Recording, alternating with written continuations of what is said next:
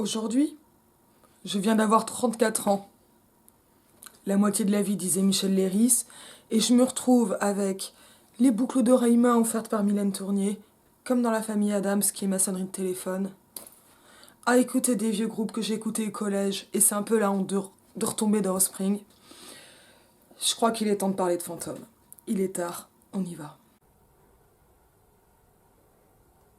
Je parle souvent de fantômes ces temps-ci, mais là je vais être quand même beaucoup plus précise en parlant de ce recueil de Mélanie Fazi, qui s'appelle Serpentine, et apparemment c'est son premier recueil, c'est sa premier recueil de nouvelles de Mélanie Fazi, fantastique contemporain, et ce qu'il a reçu ce recueil, le Grand Prix de l'Imaginaire en 2005. Je connaissais pas Mélanie Fazi, et je suis quand même tombée dessus, elle a fait d'autres choses, mais je sais pas si c'était avant ou après ce recueil-là. Et j'ai vu que les nouvelles avaient été publiées avant, après, bon on est chez Folio SF là, mais ça doit être de la réédition. Oui, il y a une illustration de Bastien Lecouf de Armes. Et voilà, c'est des nouvelles. Moi j'aime bien les nouvelles parce que ça se lit. Elles ont un bon rythme à Brajlon, voilà. Qui est non, enfin qui devrait être dans la tourmente, les éditions Brajlon. Je vous renvoie à taper Brajlon, sexisme, harcèlement, vous allez tout de suite savoir. J'en dis pas plus. Et donc là, il y a toutes ces nouvelles, ça m'a bien plu. Je sais pas, bon, la préface est sympa, mais pas. Enfin, elle est sympathique surtout. Euh, et je sais pas si je vais lire des extraits ou pas, je suis vraiment pas dans la préparation, c'est vraiment le truc que j'ai lu comme ça. J'hésitais à parler de l'homo sub que j'ai fait avec les secondes, mais voilà, on va rester dans de la lecture perso pour le moment. Serpentine, élégie, nous reprendre à la route. Rêve de cendre, Mathilda, mémoire des herbes aromatiques, petit théâtre de rame, le faiseur de pluie, le passeur, Goston Blues. Alors clairement, je suis partagée. J'ai vraiment bien aimé, mais je suis partagée et je pense que c'est... Je me demande pourquoi je vais pas facilement vers la littérature, les littératures de l'imaginaire. Je lis pas de fantaisie par exemple. Bon, faut dire que Tolkien m'ennuie, mais profondément, enfin tout le monde le sait, hein, dès qu'on parle de Tolkien, Damasio est quand même vachement intéressant, mais il y a un truc que je comprends pas, que j'arrive pas à expliquer encore, c'est ce qui fait que lire Volodine c'est génial, pour moi, là je parle de mes émotions de lectrice, et Damasio, l'art du contrevent, j'y arrive pas, enfin je m'endors dessus. Alors bon, je m'endors facilement, hein, donc c'est pas, c'est pas forcément un truc, enfin peut-être qu'il y aura un autre moment où je m'endormirai pas. Les furtifs, j'avais quand même été partagé, on s'en souvient. Mais plus pour des questions politiques, hein. Après, je vois bien l'imaginativité, la créativité de Damasio, il y a plein de trucs intéressants. On va y revenir. Mais ouais, il y a un truc comme ça où, où je veux pas qu'il y ait une frontière étanche, où génériquement, donc du point de vue du genre, des genres littéraires, moi, formellement, je sais pas expliquer en quoi consiste la différence formelle entre Volodine et Mélanie Fazi, et pourtant je la sens. Et donc c'est quand même... et je pense que c'est un très bon recueil de nouvelles fantastiques d'une autrice contemporaine. Et il y a un truc qui fonctionne pas complètement, et pourtant j'ai envie d'en lire. Alors Mélanie Fazi, je suis si extrêmement reconnaissante parce qu'elle est la traductrice de Lisa Tuttle, et notamment du recueil Ainsi naissent les fantômes. Bah, je reste toujours dans ce truc d'aller chercher des fantômes. Et, et c'est... j'ai lu qu'une nouvelle encore de ce recueil. Hyper dur. Ultra dur. J'ai adoré. Mais waouh, voilà. Et je sais qu'avec Ainsi naissent les fantômes, j'ai trouvé le truc que je suis en train de chercher. Alors, je vais peut-être commencer par là, hein. Ça fait quelques temps que je parle de fantômes. Ce que je cherche avec les fantômes, c'est pas forcément très clair, même pour moi, mais c'est en même temps assez précis. Et ça va amener un biais de lecture qui est quand même non négligeable, de je cherche en fait quelque chose de l'ordre d'une écriture ou d'écriture plurielle féministe des fantômes. Et en fait, peut-être que ce que je cherche, c'est ce que j'ai envie d'écrire. Et à ce niveau-là, ben, je suis pas forcément contente de ce que je lis, soit parce que ça en est trop long, soit parce que ça en est trop près. Et ça fait un biais qui est quand même super compliqué et que je sais pas vraiment complètement dépasser. Et en même temps, il est pas là en permanence, mais c'est quelque chose qui est là et ce serait même malhonnête de ne pas le dire ou de ne pas le reconnaître. Je trouve assez compliqué de lire des textes qui ressemblent à ce qu'on fait ou à ce qu'on veut faire. Ça amène des sentiments qui peuvent être de l'agacement, qui peuvent être de l'envie, des choses comme ça. Alors voilà, des choses assez mêlées. Et, euh, et là-dessus, il y a... Voilà, enfin, il faut faire avec. Et ça veut pas dire qu'on n'a pas aimé, et ça veut clairement pas dire que les livres ne sont pas bien. Voilà. Je pense que c'est aussi une dimension qui, dans la critique littéraire plus standard, euh, universitaire c'est encore autre chose, mais donc dans la critique, on va dire journalistique, des choses comme ça, Télérama, ce genre de trucs, euh, enfin, ça doit jouer quand même. En plus des sociabilités ou ce genre de choses, mais j'ai pas envie de dire que le critique ou que la personne qui parle, c'est forcément un écrivain raté. D'abord, ça peut être un écrivain en devenir, ça peut être un écrivain par ailleurs, ça peut être plein de choses. Mais là, je veux vraiment parler de ce moment où bah, je lis parce que je veux étudier d'un côté, mais aussi écrire de l'autre, euh, des trucs avec des fantômes et qui soient féministes, en gros, hein, je mets des mots-clés. Et donc, bah, je vais en chercher, j'en trouve. Ça explique aussi une part de mes lectures. Hein, et bah, en même temps, c'est comme ça que j'avais commencé à lire Monique Wittig, en fait. Moi, je cherchais des épopées féministes. Bon, j'ai tapé épopée féministe sur Google, j'ai découvert l'Iguerrière, Monique Wittig, c'était un nom que je connaissais pas. Mais donc cette épopée féministe a pas vraiment pris forme, hein, même pas du tout. C'est un projet qui reste là mais qui change beaucoup. Et en fait, il m'a fallu relire Wittig en me détachant de ce que moi j'attendais, ou des fois ça peut être pas forcément un projet personnel, mais aussi de ce que j'ai rêvé en voyant les livres dans ma bibliothèque ou ce genre de choses, ou en imaginant les titres. C'est pas toujours bon d'attendre longtemps avant de lire un livre, enfin ça dépend ce qu'on va y chercher. Il y a des moments où je sais qui est très fructueuse. Quand je suis fructueuse, c'est pas dans une optique productiviste ou rentable, mais au moins très agréable, très riche, la rêverie sur un livre et sur ce que j'en imagine, à partir de ce que j'en ai entendu, du livre, de la couverture, de la quatrième, ce genre de choses. Je feuillette assez peu. Par contre, je suis pas du tout contre le fait qu'on me raconte les histoires avant, mais ça se voit quand on regarde ma chaîne. Le divulgachage est un principe. Et ça amène plein de trucs très très étranges. Parce que, bah oui, comme beaucoup de profs de français, je suis dans une espèce d'aspiration à l'écriture. Ça se voit quand on me suit. Je tiens un blog, plein de trucs de ce genre-là. Et en même temps, j'ai pas publié, quoi. Enfin, et je pense même pas avoir fini. Donc à partir de là, il y a... Voilà, bon, c'était... Secret Story. Voilà, ça y est, j'ai dit mon secret dans la maison. Je suis tellement ringarde. Je crois que ça paraît plus, ce truc-là. Et je pense que ça peut jouer sur pas mal de choses que je peux avoir envie de dire ou de mentionner sur ce recueil, que j'ai vraiment bien aimé. D'abord, je l'ai fini. Hein. Moi, j'en discutais avec une amie récemment, mon amie Lucie, et d'ailleurs, voilà, c'est dédié à Lisa Tuttle. Euh, le... Concrètement, elle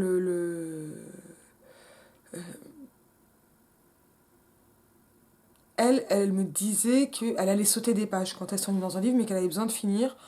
Moi, j'arrête. Les livres inachevés, il y en a partout. Voilà. Mais, bon, je fais souvent plein de trucs en parallèle, et je lis aussi pas mal de choses en parallèle, et j'accepte l'oubli, l'inachèvement, très bien. Voilà. Ce qui ne veut pas dire qu'il n'y a pas un moment où je reprends. Mais c'est pas gagné non plus. Alors la première nouvelle, Serpentine, elle est vraiment... Alors c'est globalement que des nouvelles de fantômes. Sur le tatouage, J'avoue que j'ai pas super accroché quand je l'ai lu. En fait, c'est vraiment un schéma que j'ai eu sur à peu près toutes les nouvelles. J'ai pas accroché immédiatement, sauf sur quelques-unes un peu plus rares. Euh, j'ai souvent trouvé que ça commençait avec des situations qui pouvaient être un peu clichés, et puis à un moment j'accrochais. Et ça, c'est fort. Et ça, c'est assez fort parce que c'est... euh, j'essaie d'expliquer ça à mes secondes. Les stéréotypes, c'est pas grave. Un stéréotype, c'est aussi quelque chose. Alors, ça dépend de quoi, hein. Mais là, c'était des stéréotypes d'échanges amoureux au début, l'homme au sable. Enfin, c'est même pas un échange d'ailleurs, mais quand Nathanaël écrit à l'auteur à propos de Clara et qu'il voit son visage d'ange, etc. Bah oui, mais comme ça, on apprend très vite qu'ils sont amoureux et on n'a pas besoin d'aller plus loin. Enfin, l'information, elle est passée sans que ce soit écrit Nathanaël était amoureux de Clara. Et ça, c'est important. Et il faut aussi qu'en fait, qu'il y ait une lisibilité pour le lecteur. Et ça, voilà. Donc le stéréotype n'est pas en soi négatif. Et ouais, j'ai eu régulièrement cette impression voilà, dans ce recueil de débuter par des choses qui me paraissaient stéréotypées, voire d'un peu mauvais goût, parce que je suis éminemment snob. Et boum, voilà, ces impressions-là, elles étaient éclatées, ce qui montre bien que c'est pas mal de finir quand même pas mal de livres à pas mal de niveaux. Donc ça avait été le cas sur Serpentine. Bon, en plus, moi, je suis pas quelqu'un de vraiment accro au tatouage. Je n'en porte pas moi-même. C'est très très rare que je trouve des tatouages beaux. Ça arrive. Marion, ne t'inquiète pas. Mais ouais. Alors, Elie, je vais en parler après parce qu'elle est vraiment importante à mon sens. Nous reprendre à la route m'a beaucoup plu, m'a pas mal accroché. D'une certaine manière, elle m'a un peu fait penser à ce mini-roman de Carrère, La glace de neige. Bon, mais qui est assez coup de poing, hein, c'est l'exercice de style aussi. Je l'ai vraiment bien aimé. Alors après, peut-être qu'il y en a qui auraient mérité d'être un peu plus dense, mais je pense que ça fonctionnait. C'est une nouvelle qui fonctionne bien. Et avec cet avantage qu'on est placé directement dans les situations. On est avec des débuts de medias res. Je vous rappelle, une medias res, on arrive au cœur de la chose, littéralement, au milieu de la situation, au cœur de l'action. Ab ovo, ça nous raconte depuis le début, depuis l'œuf. Rêve de cendre ensuite m'a laissé un peu plus de marbre, un peu plus froide, ce qui est... bon voilà, c'est une nouvelle sur la pyromanie, mais je l'ai bien aimé, hein. C'est juste que, voilà, je l'ai bien aimé. Alors j'ai lu la première nouvelle d'Incinès les fantômes au milieu du recueil de Fazy, Serpentine. Voilà, c'est vraiment une nouvelle là, qui m'a beaucoup marqué. Je sais pas si le reste du recueil me fera le même effet. Je le garantis pas, on verra, mais c'est... Voilà, je mentionnais la classe de neige. Il n'y a pas une nouvelle où j'ai eu cet effet coup de poing, sauf peut-être Élégie dont je vais reparler aussi pour d'autres raisons. Mais je les ai aussi vraiment bien aimés. Donc les titres sont beaux, c'est bien écrit. C'est bien écrit et pareil, on a l'impression d'une langue assez lisse qui peut être un peu stéréotypée et paf, il y a des formules comme ça qui nous font décrocher et ça marche plutôt pas mal et sans une ostentation de je suis le grand auteur ou la grande autrice. Et voilà, alors pas mal de phrases nominales, mais pas que ça non plus. J'ai un peu de mal avec les phrases nominales. Putain, c'est la vidéo où on va apprendre que je suis chiante, quoi. Au fait, j'ai 2000 abonnés, j'ai fait une vidéo et j'en suis absolument ravie. Donc je ne suis pas chiante tous les jours, c'est pire que ça. Euh, Avec des histoires. Alors ici, il y en a une que j'ai vraiment vraiment bien aimée, c'est Mathilda. Voilà, sur un concert. Alors, pour le coup, ça fait des nouvelles qui sont aussi souvent des nouvelles à chute. Et d'ailleurs, ce serait intéressant de se demander. Je pense que la nouvelle à chute est assez propice aux fantômes. Et alors la question, c'est est-ce que les histoires de fantômes se font par des nouvelles à chute, avec des détournements. Le fantôme, il permet aussi en étant immatériel, en déjouant la frontière matérielle-immatérielle, un fantôme, c'est un esprit sans corps, c'est l'inverse du zombie. Le zombie, c'est un corps sans esprit. Mais Mathilda, bon, elle... alors, il y a quelque chose de... Alors, ce sont souvent des nouvelles qui jouent sur des effets de fascination. Donc, le fantôme marche très bien pour ça, pour dire ses fascinations. Et Mathilda, c'est notamment des effets de fascination collective autour d'une chanteuse. Et avec, après, régulièrement, pas à chaque fois, mais des effets d'analepse et de détour. Et c'est pour ça que, bah, voilà, Serpentine, c'était pas mon truc absolu. Je voyais des espèces de ficelles mythologiques, des choses comme ça. Et ben j'ai quand même été eue. Voilà, je voulais faire ma maline et léger, j'en reparlerai. Le rêve de cendre, je pense que le format de rêve de cendre, elle est assez courte, marchait pas mal. Mathilda, ben voilà, j'avais pressenti, mais pas jusqu'au bout.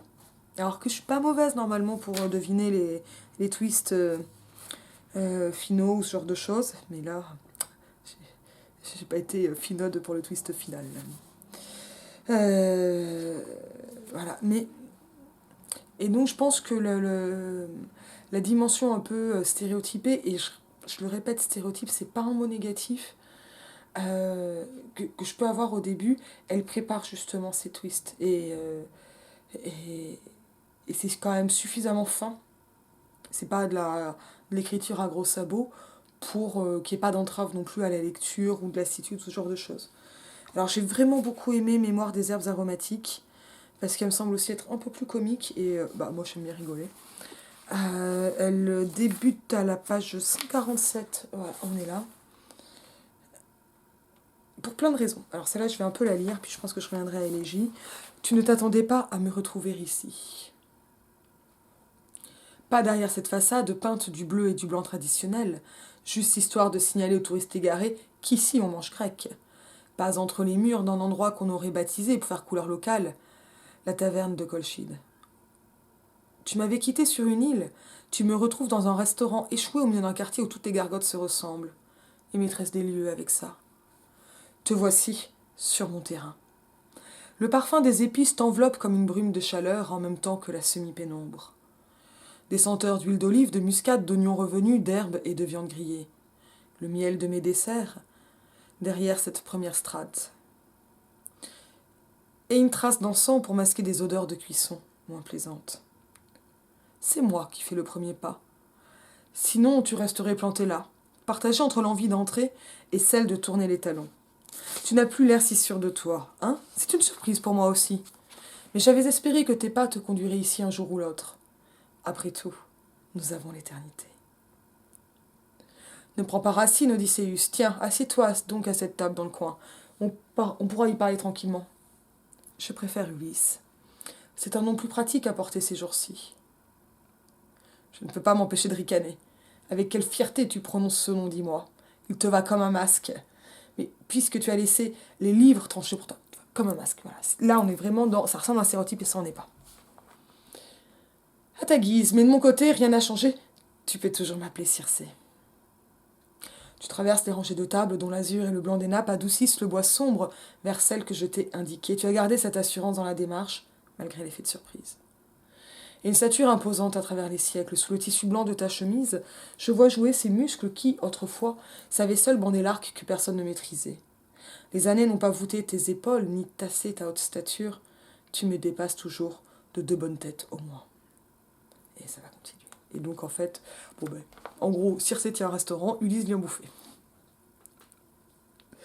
Alors, ça m'a beaucoup fait penser au Sarsac de la République de Claude Delhomme, avec cette espèce, bon, voilà, même structure, je vais pas comparer les dates, il y a peut-être une réminiscence, mais Delhomme travaille quand même beaucoup les figures mythologiques, hein.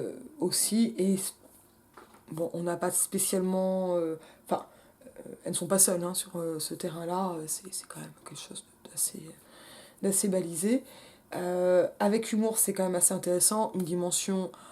Je sais pas si Mélanie Fazi se dit féministe, mais en tout cas, on va dire d'empuissancement, d'empouvoirment féminin. C'est très compliqué cette dimension-là, mais disons que là, la dimension politique, elle va surtout... alors, peut-être que c'est moi qui l'injecte de façon un peu forte, mais On a un renversement, c'est Circé qui va raconter. Ça va correspondre à pas mal de choses que je retrouve dans les théories féministes, euh, dans les propos de Circé. Mais le renversement, de toute façon, lui, permet déjà de retravailler le mythe en changeant de point de vue. Et ça, ça c'est intéressant, quoi. Ça c'est intéressant et c'est aussi là que que se joue la réécriture et de l'homme fait pas mal ça. Alors la dimension sorcière, elle fonctionne super bien. L'aide cuisinière de Circé, c'est Médée. Bon, voilà. Donc il y a pas mal de choses comme ça qui sont un peu amusantes. Ça met comme un petit puzzle en place par des effets de connivence et de culture commune. Mais c'est un récit qui est adressé et écrit à la deuxième personne. Ça, j'aime énormément. Et ça va déjà amener quelque chose d'assez frontal, avec cette alternance entre les paroles, et en fait, c'est un discours qui est adressé en pensée. Et, et donc, voilà, tous les effets comiques. Euh, il y a vraiment des effets comiques sur ce détournement, Circé planqué dans une gargote. Euh, c'est vraiment, c'est vraiment amusant. Mais ça va donner une puissance littéraire, mythologique, mythique même, euh, qui va aller en montant, en fait, et qui va être portée par cette deuxième personne, et par le fait qu'il y a ce détournement. Et ça, c'est un truc que j'avais regretté dans Les Sorcières de la République, et que je regrette généralement chez Delhomme. Je l'ai mentionné récemment en parlant de Son cœur synthétique, que j'ai vraiment bien aimé aussi, mais pourquoi ne pas se prendre au sérieux? En fait, je pense... et là, je ne l'ai pas trouvé, ça. Mais Delhomme est quand même quelqu'un qui écrit vraiment bien, qui là, en plus, commence à explorer euh, d'autres territoires que l'autofiction à laquelle elle est habituée, et que moi, je connais pas, parce qu'en fait, j'ai lu que ses textes les plus récents. Et ça va venir. Et puis moi, je m'en fous qu'il y ait de l'autofiction, en fait. Enfin, ça amène des jeux intéressants, hein, mais c'est encore autre chose. C'est-à-dire quoi, par exemple, voilà, sur la vidéo des 2000, pour faire un parallèle, y a vraiment une dimension d'autofiction. Alors, ça part de la chaîne, mais ça part aussi de ma vie. Et la chaîne et la vie ne se recoupent pas toujours. Mais comme le journal filmé d'Arnaud de la Côte, enfin, c'est des questions qui sont récurrentes. Hein. Mais dans les éléments finalement les plus autobiographiques qui sont dans la vidéo, ce sont aussi les moins visibles et ceux que je ne signale pas parce que finalement ils y sont pour moi. Et j'ai pu le dire à quelques proches, famille ou amis, mais voilà, il y a vraiment des choses qui sont là pour moi parce qu'elles me font plaisir à moi. Donc ça fait de l'autofiction, mais de l'autofiction invisible. Enfin, voilà, il y a plein de raisons de mettre un élément personnel autobiographique en littérature, le nom de quelqu'un qu'on a croisé, des choses de cet ordre-là. Faut pas que je casse mes fleurs. Donc ça, sont des choses qui sont quand même vraiment complexes là aussi. Et voilà, il ne faut pas ramener l'autofiction à du narcissisme. Bon, je sais pas, quand on écrit, on est un peu seul aussi, par exemple. Et cette nouvelle-là, j'abîme encore mon livre, Mémoire des herbes aromatiques, m'a vraiment plu pour toutes ces raisons. Et donc, il y a des moments d'énumération, alors pas, on n'est pas dans les grandes énumérations d'herbes et golems qu'il faut que je relise pour en parler, et que c'est un livre extraordinaire que j'ai adoré, mais ça n'a pas cette ampleur-là et ça n'est pas fait pour avoir ça, mais les moments de comique, Mélanie Fazi parvient à faire une chose que Claude Delhomme n'arrive pas à faire, c'est-à-dire à se prendre suffisamment au sérieux pour que les effets comiques ne minent pas son propos. Et je crois que Delhomme devrait se prendre un moment plus au sérieux pour ensuite revenir plus sereinement à la blague. Parce que c'est super. Voilà. Mais ouais, il y a des moments où j'ai l'impression qu'on est dans une soirée entre copines avec le Delhomme et plus dans le bouquin. Et, et je sais pas, c'est pas que c'est un truc qui ne serait pas approprié en termes de normes sociales, c'est que ça affaiblit sa langue et ça affaiblit le texte. C'est ça que je trouve vraiment dommage. Les sorcières de la République auraient pu, comme le cœur synthétique, gagner fortement en puissance. Et, et cela, même en gardant du comique, c'est pas en fait moins de comique ou quoi, c'est que c'est un comique qui me donne l'impression qu'elle s'excuse. Et d'être là et d'écrire et tout ça. Et, et ça peut être drôle, hein. Mais des fois, c'est vraiment l'impression que j'ai pu avoir, là, pour le coup, je vais parler de moi, mais en soirée, de faire des blagues pour m'excuser d'être là, quoi. Et pour, voilà, essayer d'attirer un truc positif. Bah, des fois, on est là, en fait, quoi. Voilà. Donc, Mémoire des herbes aromatiques m'a beaucoup plu pour ça. On a toujours ces effets de bascule, mais ça veut pas dire qu'on est dans des récits à chute, et je trouve ça aussi assez intéressant. Euh, Galerie. Ah oui, Petit théâtre de rame. Là, c'est vraiment une nouvelle de métro. Alors, je pense que ça marche mieux quand on est parisien. Elle m'a beaucoup plu. Elle m'a beaucoup plu. Et là aussi, j'avais l'impression d'un truc un peu stéréotypé avec de la polyphonie. On passe de personnage en personnage. Et ben, ça marche. Ça marche et c'est pas le stéréotype, c'est à côté. Et c'est pas faux. Enfin, pas faux dans le sens, c'est pas un truc qui va sonner faux ou pas fonctionner. Et, et voilà, la dimension un peu. C'est-à-dire qu'en fait, hein, quand on rencontre les personnages, dans chaque nouvelle d'ailleurs, hein, ils sont quand même souvent assez marqués, un peu marginaux, avec des fringues un peu incroyables, alors de plusieurs styles. Hein. Mais bon, moi, enfin voilà, ça me fait penser à des silhouettes de rue identifiables, enfin. Voilà.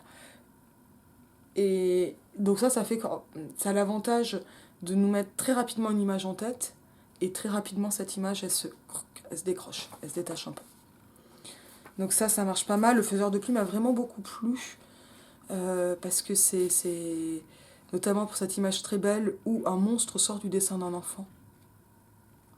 Et ça, j'ai vraiment adoré cette image, et je vous en dis pas plus, mais le titre est beau, enfin, voilà, le passeur, je sais plus ce que c'était, là, faut que je lise au début.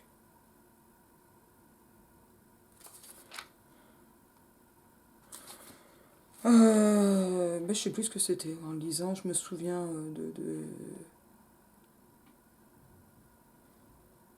C'est marrant, je me souviens des phrases, mais pas du tout. Ah si, ça y est, je me souviens. Ah ouais, le passeur, elle est vraiment bien. Elle est vraiment, vraiment super bien. Alors là, par contre, si j'en parle, donc on est pareil, focalisation interne, monologue de pensée. Et donc, voilà, à partir de là, ça, c'est un point qui est assez malin, qui est très fantastique. Hein. Mais passer par la première personne intérieure, alors là, ce genre de choses, ça va permettre de vraiment euh, avoir un champ vraiment dans le champ optique qui est restreint, et donc ça fait qu'il y a du hors-champ. Et donc le hors-champ, ça va permettre de déplacer et de jouer avec les attentes du lecteur. Et pour ça, le passeur le fait super bien, et, c'est vraiment top, quoi. Avec des effets voilà, d'insertion de discours extérieur, où on ne sait pas trop d'où ils viennent, un peu comme chez Stephen King, mais là, j'y pense en le disant, j'avais pas forcément pensé au préalable. Ghost and Blues, alors celle-là, voilà, je viens de la finir très rapidement parce que la finir. Bah, la fin m'a plu, je l'avais pas senti venir. Euh, mais c'est vraiment ça là qui m'a le plus amené vers ce truc un peu négatif, et je le regrette en même temps. Je regrette déjà parce que c'est vraiment un recueil qui m'a plu et qui m'est sympathique. Mais bah ça, ouais, voilà, là on débute en ambiance des westerns, la ville abandonnée, etc. Et ben, j'ai pas accroché, quoi. J'ai pas accroché à cette atmosphère du western et de la ville abandonnée. Alors, j'ai une mandarine, mais je vais quand même en travailler. Alors, je vais revenir sur Élégie, qui est vraiment, je crois, celle qui m'a le plus plu, et qui en plus a une particularité. On va lire le début. Je suis donc page 47. C'est marrant, tout à l'heure j'étais page 147. Rends-les-moi, je t'en supplie. Ou laisse-moi entrer, laisse-moi les rejoindre. Je ne résisterai pas. Je viendrai à toi en silence pour les retrouver. Ce sera de mon plein gré, si c'est le seul choix que tu me laisses. Ils auraient 7 ans aujourd'hui. Ils en avaient 5 à l'époque. Est-ce que tu les as seulement laissés grandir? Est-ce que je les reconnaîtrais si tu me les rendais ce soir? Même changés, même altérés, bien sûr que je les reconnaîtrais. Il n'y aurait que Benjamin pour se voiler la face. Lui les croit déjà perdus. 2 ans qu'il a renoncé à les revoir. C'est tellement plus facile de se résigner. Plus facile que de continuer à lutter. L'espoir vous mine plus sûrement que l'oubli. Voilà 2 ans qu'il fait le sourd et l'aveugle en me faisant passer pour l'idiote du village. J'ai bien tenté de lui expliquer, mais il n'a rien voulu savoir. Cette litanie, toujours la même. On les a enlevés, jamais on ne les rendra, à supposer qu'ils soient toujours en vie. Ils sont morts, Déborah. Considère-les comme morts. Tu ne les reverras jamais. Pourquoi faut-il toujours que les hommes se défilent? Ce n'est pas lui qui viendrait chaque nuit sur la colline implorer ta clémence. Lui ne fait qu'attendre, plein comme une outre en permanence, occupé à compter les secondes, les heures, les années qui nous séparent de ce jour-là. Un matin, au réveil, il a hurlé mon nom depuis le seuil de la chambre des jumeaux. Je l'ai rejoint dans une pièce déserte, lit défait, couverture en désordre, le vent qui s'engouffrait par la fenêtre ouverte. Et plus trace des enfants envolés. Adam, disparu, Anna. Effacé de nos vies comme ça, en un instant, la seconde qu'il lui avait fallu pour franchir la porte. Plus moyen de faire marche arrière. Ensuite, une fois la porte ouverte sur le vide. Parce que tant qu'ils n'avaient rien vu, c'était comme s'ils étaient toujours là, de l'autre côté, à jouer sous les couvertures comme 2 lutins chahuteurs. Ce matin-là, pour la première fois depuis 5 ans, ils ne nous attendaient pas.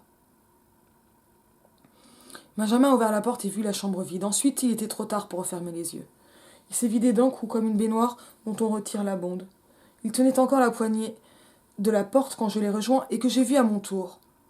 Après mon prénom, il n'a plus rien dit. Quelque chose était mort derrière ses yeux tout au fond. Mais il n'a plus rien dit. Dès le premier jour, il a baissé les bras. Il a renoncé à tout d'un seul ossement d'épaule. À ses jumeaux, à sa femme, à sa vie de famille. C'est si facile de devenir une épave. Avec le chagrin pour alibi, tout devient permis. À quoi bon espérer, Déborah? Ils sont partis. Alors, je vais rester là. Je vais d'abord dire quand même quelque chose que je trouve qui m'a vraiment frappé, qui est un peu extérieur à la nouvelle. C'est qu'en fait, ce début et cette nouvelle, c'est le synopsis des Furtifs. Complètement le synopsis des Furtifs. Et là, je pense que ça a été lu par Damasio. C'est quand même le prix imaginaire 2005. Grand prix de l'imaginaire de 2005. Enfin, il n'y a aucun doute. Et la suite de la nouvelle renforce cet effet-là. J'ai pas trop envie de faire une étude comparée parce que, bon voilà, je veux pas divulgacher, mais quand même, je suis en train de manger une clémentine.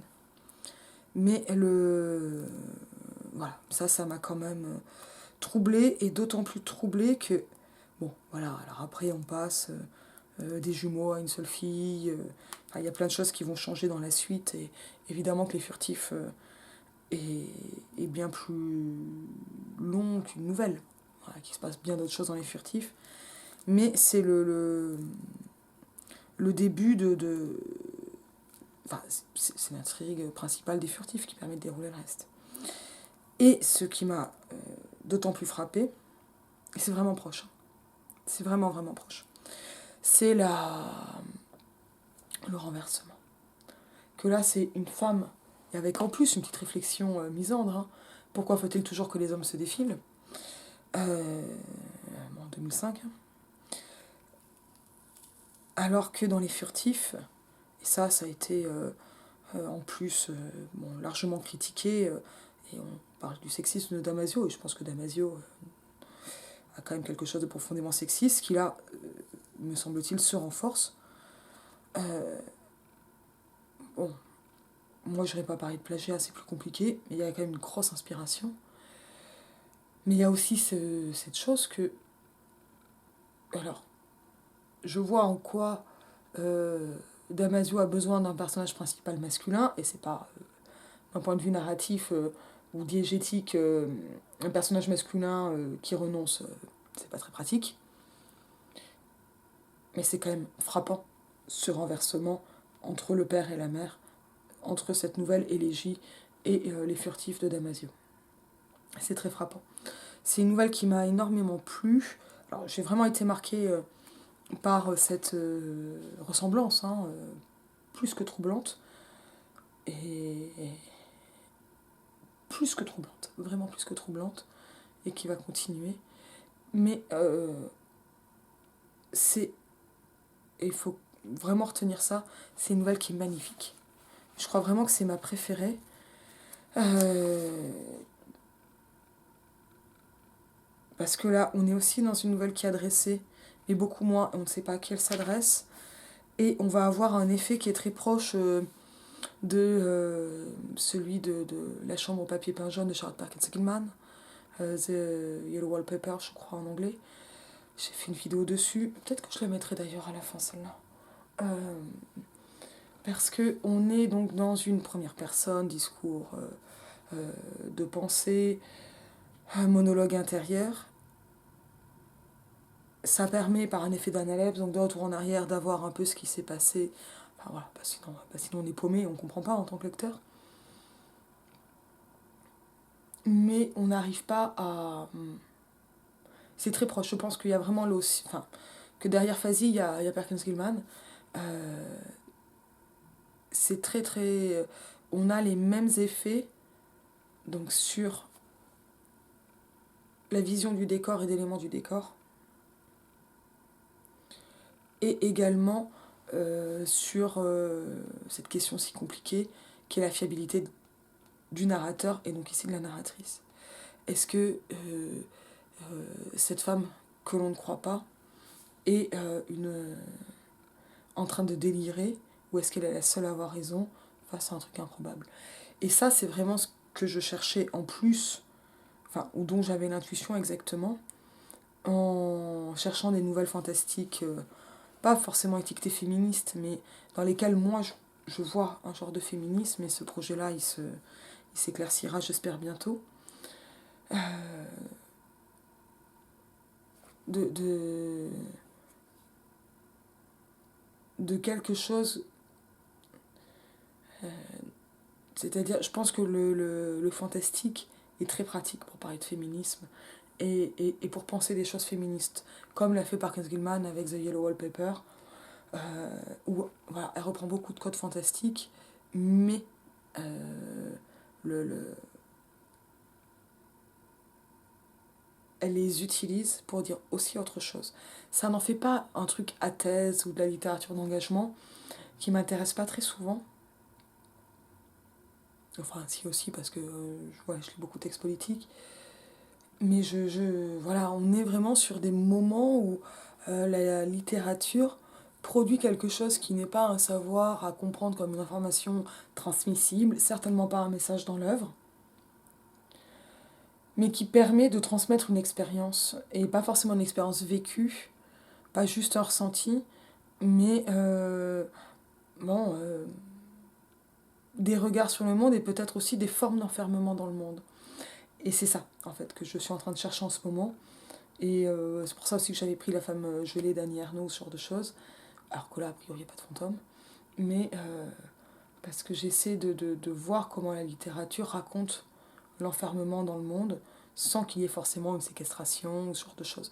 Et c'est pour ça que j'arrête pas de recommencer La prisonnière de Proust. Et puis je bloque. Je bloque parce qu'il en parle trop bien. Je vous dis à bientôt. Et n'oubliez pas, il faut sortir.